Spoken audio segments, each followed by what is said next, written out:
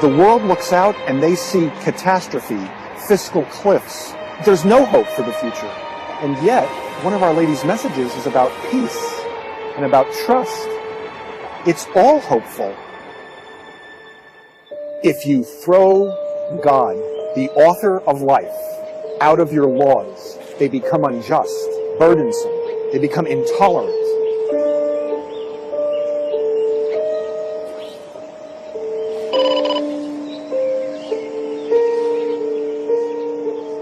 We have put icons before us, earthly icons that are passing, not the eternal icons of our Lord and heaven.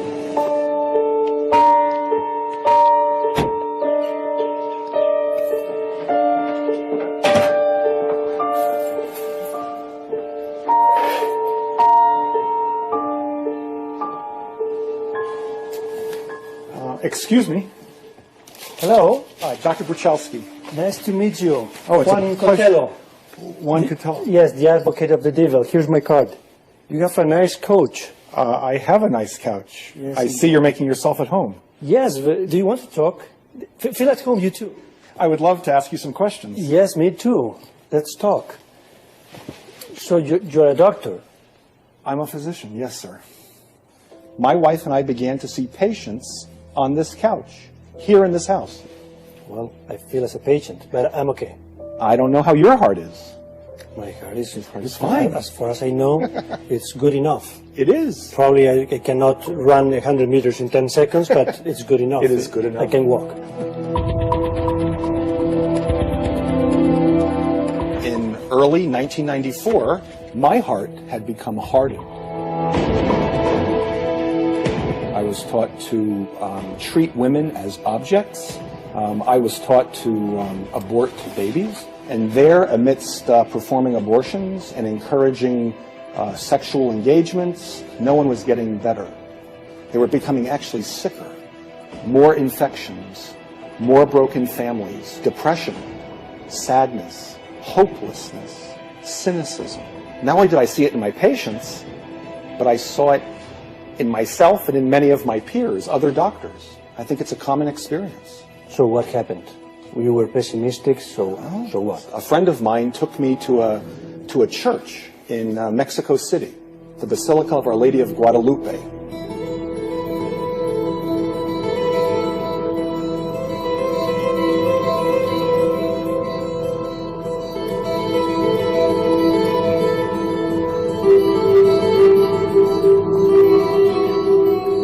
We went as tourists.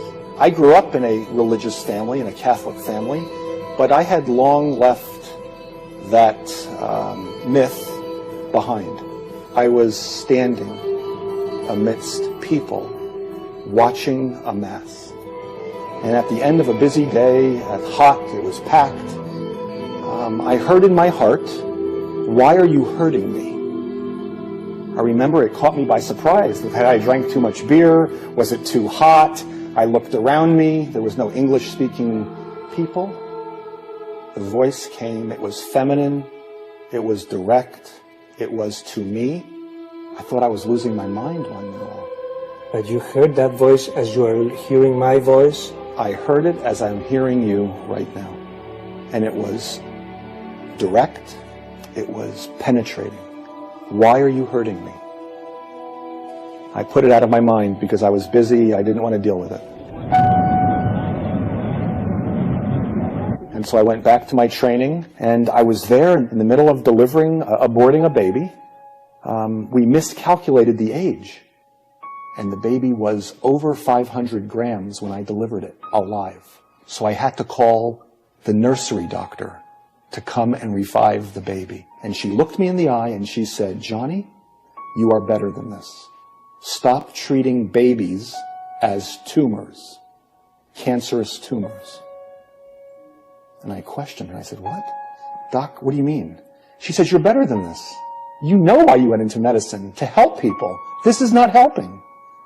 She says, "Listen, I just came back from a place called Medjugorje. I think you could do fine by going there." Juan Manuel, when I went there,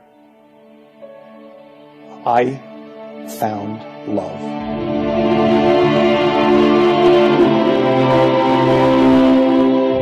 I found the love of God, the peace of Christ.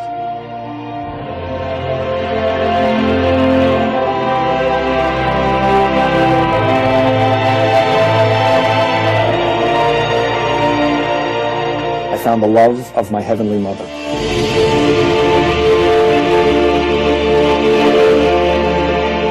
I just finished reading a book about the apparitions, and I didn't know what to believe. In fact, I was quite skeptical. A young woman comes up to me and she says, "Excuse me, you are the doctor." And I looked at her. I had never met her before. A young Belgian girl, speaking French, she said, but I heard her in English. She says, "I need a few moments of your time.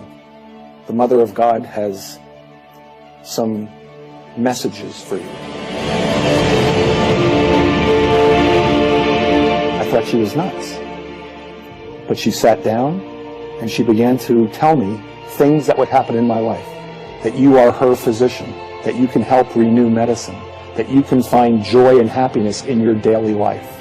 If you practice excellent medicine, if you see the underserved in your daily life, and if you follow the teachings of her son's church. And I realized that when I engaged and I performed the abortion and took the life of an innocent, the fetus, the baby, it went through my hand into my heart, and it hardened me. It also hardened the mother.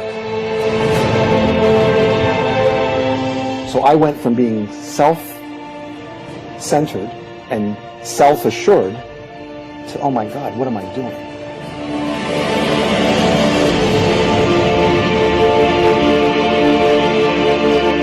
My heart broke. I started crying. The Mother of God came back into my life and loved me as a child.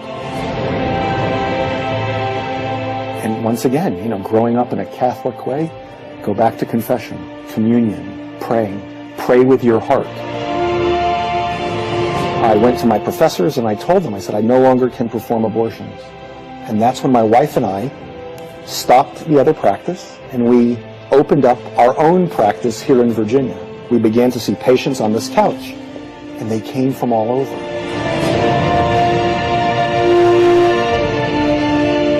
And now we see 20,000 patient visits a year. We do close to 700 deliveries a year. It's more than just treating a disease. We want to help people become healthier, happier, and holier.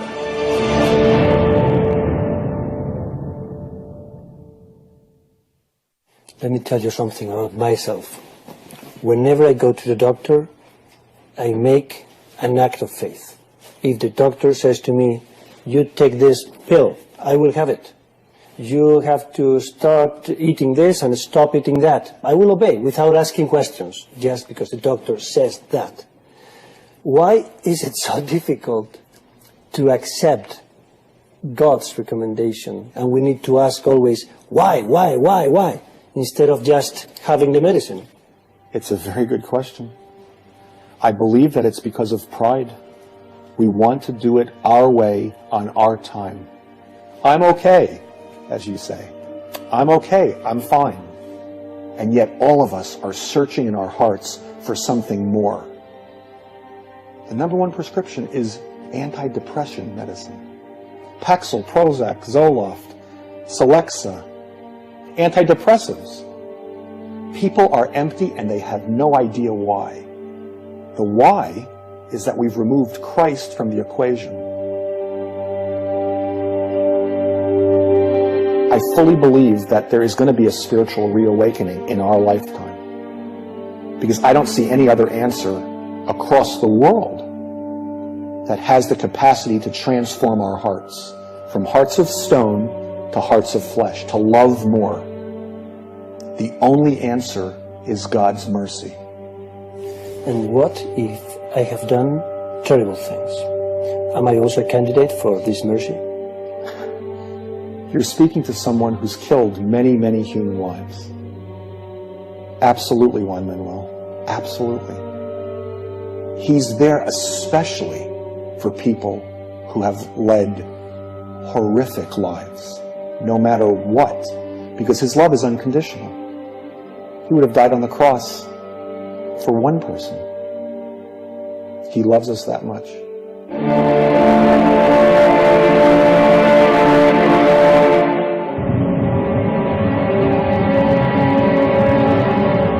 But back at the founding of this great nation, we believed that God provided this great country for us.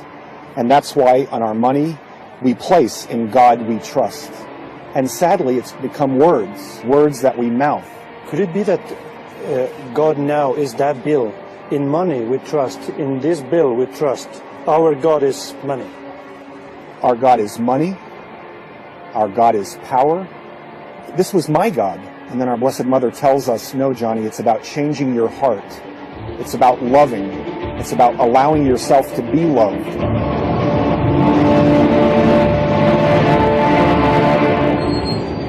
John, could you imagine an arm wrestling combat between the arm of God, okay, good one, and the arm of the world power? Sure.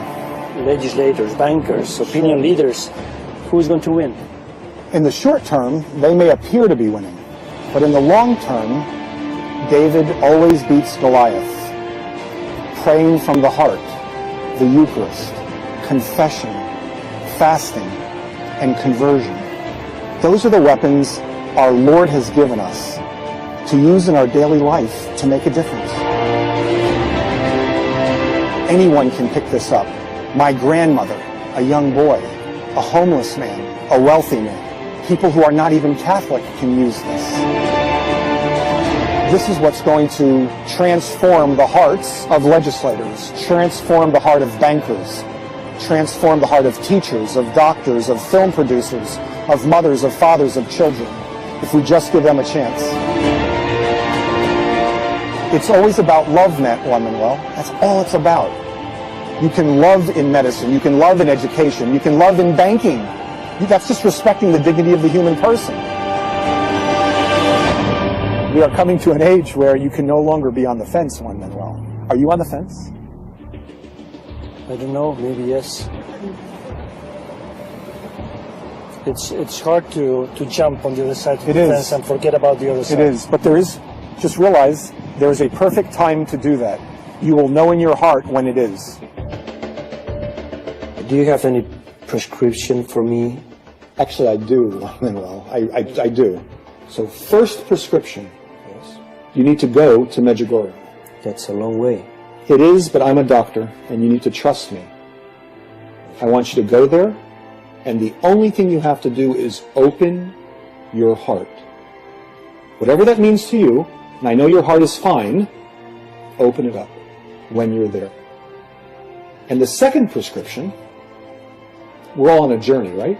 I want you to go to Las Vegas. Say that again, please. You know, Las Vegas, Nevada. The lights, The gambling. Yeah, Las Vegas, Nevada. And you need to go see this person. Okay. A dancer? Correct. Do you want me to meet a dancer? I want you to follow the prescription. I will ask my wife. Thank you. I go to Las Vegas first. Please keep me informed.